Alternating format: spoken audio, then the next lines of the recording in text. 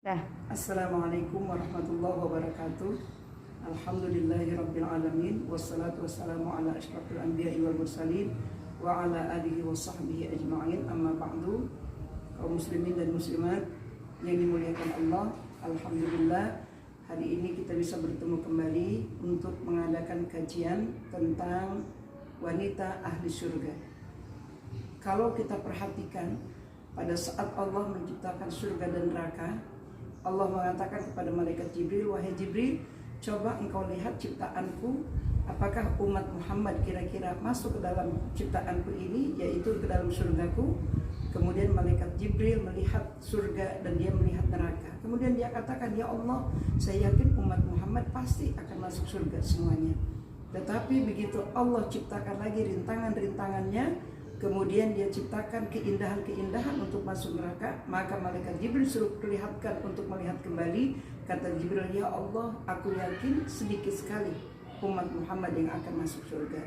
Sampai Rasulullah pun mengatakan, al-jannatu huffat bil makarih wan nar huffat bis syahawat. Tetapi para ibu sekalian yang berbahagia, kita tidak perlu pesimis sebagai kaum wanita. Karena apa? Karena Allah tegaskan di dalam surat At-Tahrim ayat 11-12, ada dua wanita penghuni surga. Yang pertama adalah Siti Asia.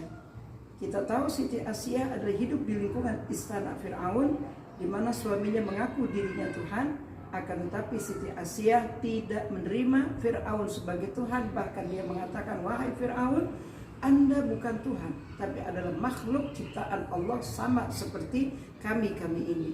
Sampai akhirnya menjelang kematian Siti Asia, Fir'aun begitu murka kepada Siti Asia, tapi Siti Asia tetap tenang dan dia tetap mendekatkan diri kepada Allah sampai detik terakhir menjelang kematiannya disalib oleh Fir'aun dan kemudian hendak dilemparkan batu kepada Siti Asia. Tapi Siti Asia cuma bisa berdoa, ya Allah, bangunkan untukku rumah di dalam surga di sisimu ya Allah. Ternyata Allah buatkan untuk Siti Asia istana berwarna putih dari marmer.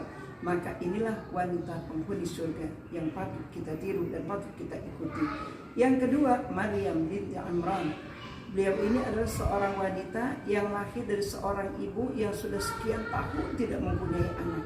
Akan tetapi dengan keyakinan dia berdoa terus kepada Allah, maka akhirnya Allah beritakan kepada ibunya bahwa dia akan melahirkan seorang anak.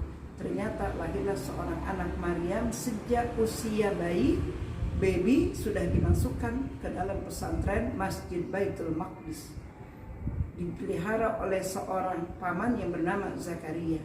Maryam wanita ahli ibadah, Maryam wanita yang sangat baik. Bahkan Maryam adalah orang yang hamil tanpa mempunyai suami, tetapi dia tetap terima itu takdir Allah dan dia selalu beribadah dengan semangat.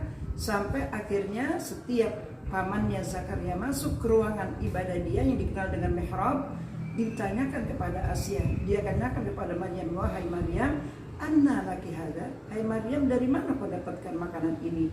Karena begitu masuk musim panas, buah pasti berbeda. Buah musim dingin pasti tidak akan ada di musim panas. Buah musim panas tidak akan di musim dingin. Kemudian Maryam mengatakan, hadza min indillah, ini dari sisi Allah. Maka dua orang inilah yang dijamin Allah masuk surga yang berada di dalam surat At-Tahrim.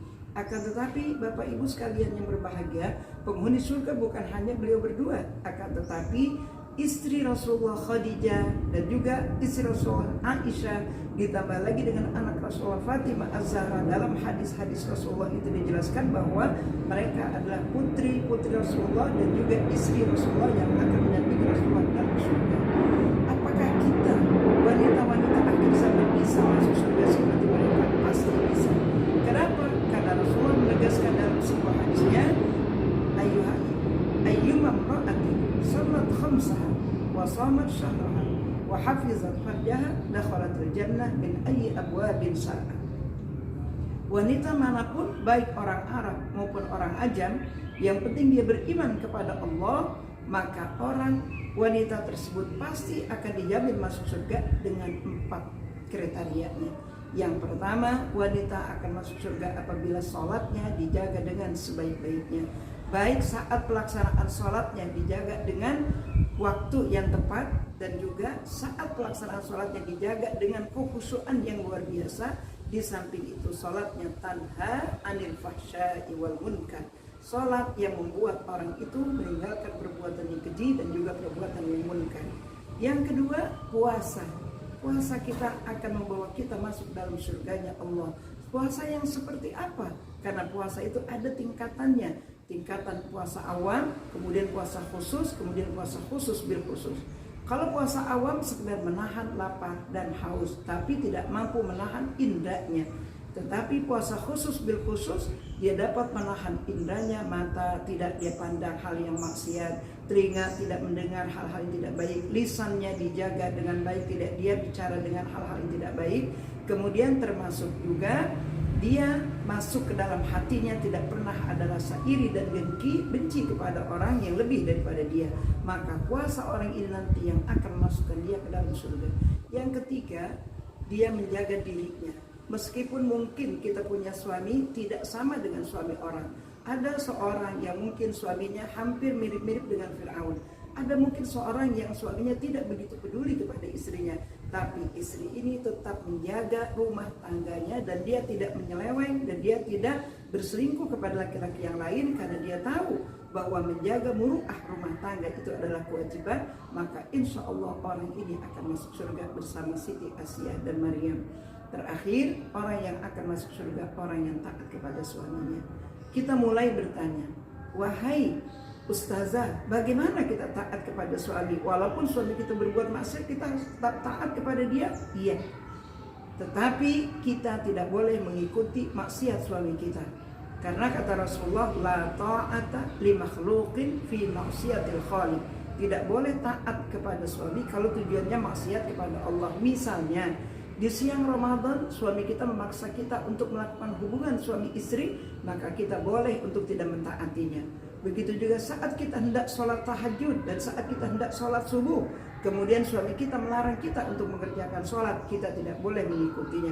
Begitu juga saat kita hendak memberikan ilmu kepada masyarakat dan kita mau mengajarkan orang ilmu agama, dan kita juga untuk belajar ilmu agama, suami tidak mengizinkan, kita tidak boleh taat. Tapi selain daripada itu, meskipun suami kita orang yang jahat, tetap kita harus taat kepada dia, di mana dipandang mukanya selalu menyenangkan, apabila dia minta tolong selalu dia tunaikan, apabila ditinggal oleh suaminya dia jaga rumah tangganya dengan sebaik-baiknya. Bapak Ibu, itulah yang mungkin dapat kita ambil manfaatnya. Insya Allah kita akan menjadi ibu-ibu solihah, akan menjadi istri-istri solihah, dan insya Allah kita akan masuk ke dalam surganya Allah. Kita berdoa kepada Allah, semoga Allah masukkan kita ke dalam surganya. Bismillahirrahmanirrahim. Alhamdulillahirabbil alamin, wassalatu wassalamu ala asyrofil anbiya'i wal mursalin wa ala alihi wa sahbihi ajma'in. Allahumma inna nas'aluka ridhaka wal jannah wa na'udzubika min sakhatika wan nar. Allahumma innaka 'afuwun tuhibbul 'afwa fa'fu 'anna ya karim. Shadaqallahul 'azim. Rabbana atina fid dunya hasanah wa fil akhirati hasanah wa qina adzabannar. Assalamualaikum warahmatullahi wabarakatuh.